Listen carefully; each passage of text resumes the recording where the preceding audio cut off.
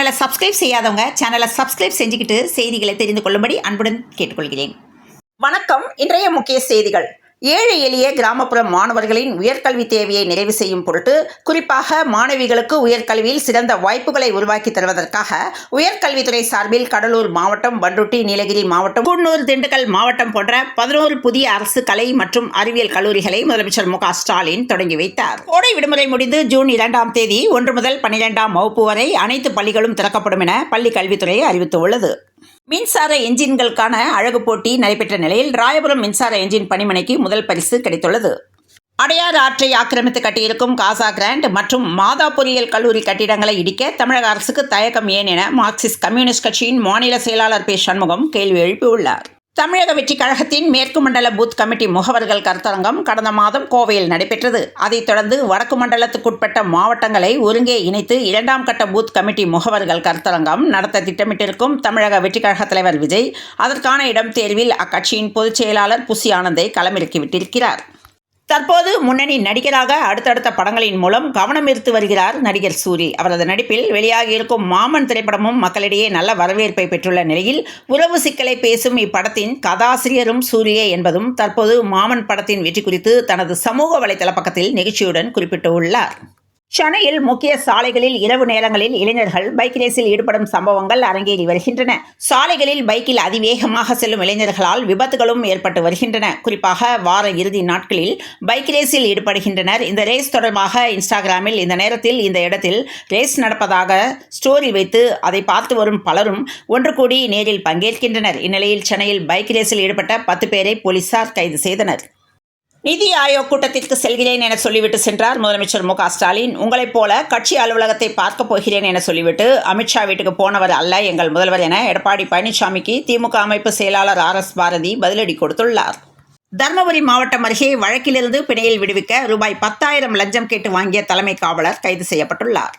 தமிழக வெற்றி கழக தலைவர் நடிகர் விஜய் 10ஆம் வகுப்பு மற்றும் 12ஆம் வகுப்பு பொதுத் தேர்வுகளில் சிறந்த மதிப்பெண்கள் பெற்ற மாணவ மாணவிகளை ஆண்டுதோறும் சந்தித்து பாராட்டி வருகிறார். அந்த வகையில் இந்த ஆண்டும் தமிழ்நாடு மற்றும் புதுச்சேரியில் 10, 12ஆம் வகுப்பு பொதுத் தேர்வுகளில் சட்டமன்ற தொகுதி வாரியாக சிறந்த மதிப்பெண் பெற்ற மாணவர்களை வரும் மே 30ஆம் தேதி விஜய் மாமல்லபுரத்தில் சந்தித்து பாராட்ட உள்ளதாக அறிவிக்கப்பட்டுள்ளது. மொத்த டாஸ்மாகிலும் ஏதோ நடக்கிறது என்று உயர்நீதிமன்ற மதுரை கிளை நீதிபதி கருத்து தெரிவித்துள்ளார்.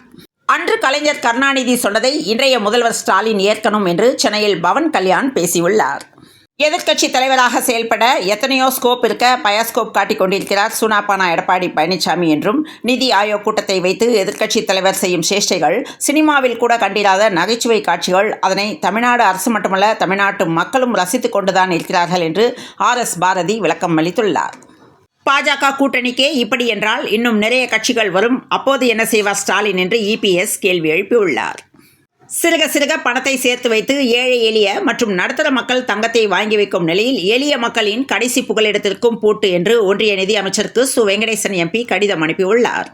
சென்னை கொடுங்கையூர் பகுதியைச் சேர்ந்த ஜான் பாஷா வயது 35. இவர் வீட்டிலிருந்து வெளியேறி புது வண்ணாரப்பேட்டை நடைபாதையில் தங்கி கூலி வேலை செய்து வந்துள்ளார். இந்நிலையில் பாலியல் உறவுக்கு அழைத்த திருநங்கை மறுப்பு தெரிவித்த இளைஞரை கொடூரமாக கொலை செய்துள்ளார். சென்னையை சேர்ந்த நடிகையும் மாடலிங் மற்றும் தொழிலதிபராக உள்ள 30 வயது பெண்ணிடம் திருமணம் செய்வதாக ஆசை வார்த்தை கூறி அவரிடம் பாலியல் ரீதியாக அத்துமீறிய நபர் வெளிநாடு தப்பிவிட்டதாக விருகம்பாக்கம் காவல் நிலையத்தில் நடிகை அளித்த புகாரின் பேரில் போலீசார் வழக்கு பதிவு செய்து விசாரித்து வருகின்றனர்.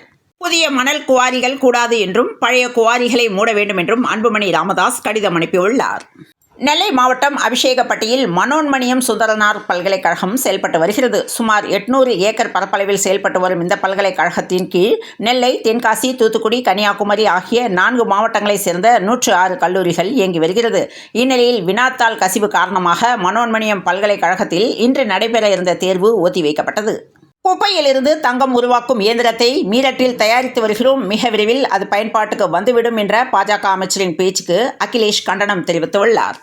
நாட்டில் கரோனா வைரஸ் தொற்றால் பாதிக்கப்பட்டோர் எண்ணிக்கை 1000-ஐ கடந்துள்ளது. கேரளா, மகாராஷ்டிரா, டெல்லி ஆகிய மாநிலங்கள் முறையே முதல் 3 இடங்களில் உள்ளன. நாட்டில் கரோனா வைரஸ் மீண்டும் பரவி வருகிறது. மத்திய சுகாதார அமைச்சகம் நேற்று காலை 8 மணி நிலவரப்படி கரோனா பாதிப்பு விவரத்தை பகிர்ந்து கொண்டுள்ளது. அதன்படி நாட்டில் கரோனா பாதிப்பு 1000-ஐ தாண்டியுள்ளது. உத்தரகாண்ட் மாநிலத்தில் சந்தேகத்திற்கிடமாக சாலையில் இருந்த காரில் ஒரே குடும்பத்தைச் சேர்ந்த 7 பேர் மர்மமான முறையில் பலியாகியுள்ளனர். 3 குழந்தைகள் உட்பட ஒரே குடும்பத்தைச் சேர்ந்த 7 பேர் உயிரிழந்த சம்பவம் பரபரப்பை ஏற்படுத்தியுள்ளது. அன்பெனும் ஆயுதம்தானே புற்றுநோயிலிருந்து மீண்ட 3 வயது சிறுவனுக்காக ஊரே ஒன்று திரண்ட ஆச்சரியம் நடந்துள்ளது. துருக்கியின் இஸ்தான்புல் நகரில் இரத்த புற்றுநோயால் பாதிக்கப்பட்டிருந்த சிறுவன் குணமடைந்ததை கொண்டாடும் விதமாக ஆயிரக்கணக்கானோர் சேர்ந்து வானில் வண்ண பலூன்களை பறக்கவிட்டனர். ரயில்களில் 2ஆம் வகுப்பு பெட்டி காத்திருப்பு பட்டியல் பயணிகளுக்கு ஏசி பெட்டிகளின் காலியிடங்களை ஒதுக்கீடு செய்ய முடிவு செய்யப்பட்டுள்ளது. தமிழகத்தில் கொரோனா இன்ஃப்ளூயன்சா வைரஸ் காய்ச்சல் அதிக அளவில் பரவுவதால் மக்கள் கூடும் இடங்களுக்கு கட்டுப்பாடுகளை விதிக்குமாறு பொது சுகாதாரத்துறை இயக்குநர் செல்வ விநாயகம் அறிவுறுத்தியுள்ளார். தமிழகத்தில் இருந்து மாநிலங்களவைக்கு தேர்ந்தெடுக்கப்பட்ட 6 எம்பிக்களின் பதவிக்காலம் நிறைவடைகிறது. அந்த இடங்களுக்கு ஜூன் 19ஆம் தேதி தேர்தல் நடைபெறும் என்று தலைமை தேர்தல் ஆணையம் அறிவிப்பு வெளியிட்டுள்ளது. பூந்தமல்லி கந்தசாமி நகர் பகுதியைச் சேர்ந்த செல்வம் என்பவரது மகன் ராஜசேகர் வயது 22 ஆன்லைனில் உணவு டெலிவரி செய்யும் வேலை செய்து வந்த அவர் நேற்றிரவு வேலை முடித்துவிட்டு வீட்டிற்கு இருசக்கர வாகனத்தில் சென்று கொண்டிருந்த போது பூந்தமல்லி பெங்களூரு தேசிய நெடுஞ்சாலை குத்தம்பாக்கம் சிக்னல் அருகே சென்றபோது அடையாளம் தெரியாத வாகனம் இருசக்கர வாகனத்தின் மீது மோதி விபத்துக்குள்ளானதில் பரிதாபமாக சம்பவ இடத்திலேயே அந்த வாலிபர் உயிரிழந்தார். அடையாளம் தெரியாத அந்த வாகனம் குறித்து போலீசார் தீவிர விசாரணை மேற்கொண்டுள்ளனர். இளம் வீரர்கள் பயமற்றவர்கள் என்று பஞ்சாப் கேப்டன் ஸ்ரேயஸ் ஐயர் பாராட்டு தெரிவித்துள்ளார். T20 போட்டியில் சூரியகுமார் யாதவ் புதிய வரலாறு படைத்துள்ளார். ஆசிய தடகள போட்டியில் தமிழகத்திலிருந்து 9 பேர் பங்கேற்றுள்ளனர். ஜூனியர் உலகக்கோப்பை துப்பாக்கி சுடுதல் போட்டி ஜெர்மனியின் சுல் நகரில் நடந்து வருகிறது. இதில் பெண்களுக்கான 25 மீட்டர் பிஸ்டல் பிரிவின் இறுதி சுற்றுக்கு 8 பேர் தகுதி பெற்று இருந்தனர். அவர்களில் இந்தியாவின் தேஜஸ்வனி இறுதி ஆட்டத்தில் 31 புள்ளிகள் சேர்த்து முதலிடம் பிடித்து தங்கப்பதக்கத்தை கைப்பற்றியுள்ளார்.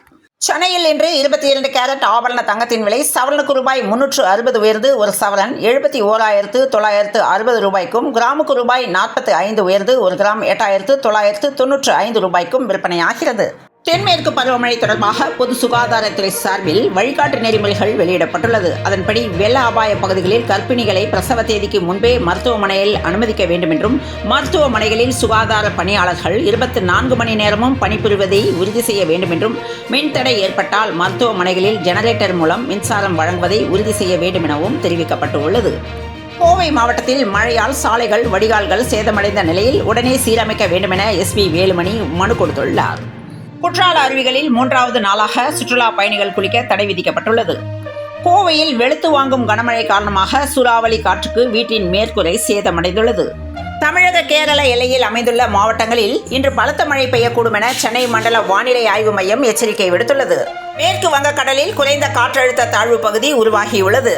தொடக்கத்திலேயே தீவிரமடைகிறது தென்மேற்கு பருவமழை. கேரளா, கர்நாடகா, மகாராஷ்டிராவுக்கு ரெட் அலர்ட் விடுக்கப்பட்டுள்ளது. பெங்களூரு கர்நாடகாவில் தென்மேற்கு பருவமழை இந்த ஆண்டு முன்னதாகவே தொடங்கி கொட்டி வருகிறது. கர்நாடகா முழுவதும் பலத்த மழை பெய்வதால் 7 மாவட்டங்கள் வெள்ளத்தில் மிதக்கிறது. கொடைக்கானலில் தொடர் மழை காரணமாக இன்று நடக்கவிருந்த படகு போட்டி ஒத்திவைக்கப்பட்டது. தமிழக கேரள எல்லையில் அமைந்துள்ள மாவட்டங்களில் இன்று பலத்த மழை பெய்யக்கூடும் என சென்னை மண்டல வானிலை ஆய்வு மையம் எச்சரிக்கை விடுத்துள்ளது. இத்துடன் இந்த செய்திகள் நிறைவடைந்த நிலையில் தொடர்ந்து இணைந்திருங்கள் பிரபாஸ் கர்மம் செய்திகளுடன். மீண்டும் மற்றொரு செய்தியில் சந்திப்போம். நன்றி, வணக்கம்.